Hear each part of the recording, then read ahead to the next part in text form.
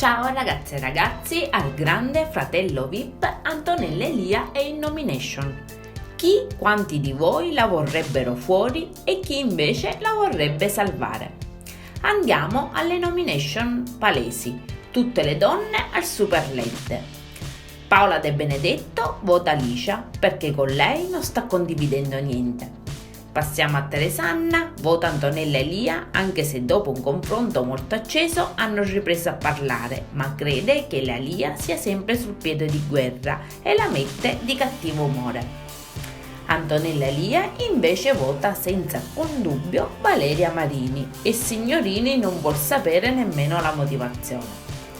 Adriana Volpe, Antonio Zechila, anche qui non c'è bisogno della motivazione. Andiamo a Fernanda Lessa che nomina Antonella Elia e con lo stupore di Signorini le dice che se anche al momento sono in pace è la persona che le ha creato più disagi dentro la casa. Sara vota Fabio Testi perché percepisce il suo malessere all'interno della casa e le dispiace vederlo così. Valeria Marini ovviamente vota Antonella Elia perché vorrebbe che nella casa si ripristinasse l'equilibrio, la serenità, i sorrisi e le emozioni, perché la Elia offende e insulta tutte le donne.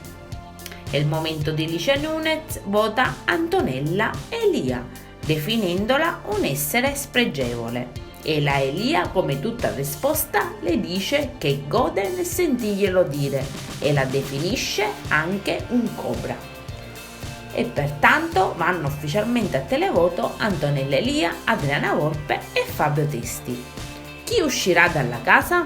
Commentate pure, io adesso vi saluto e vi aspetto al prossimo video. Bye bye!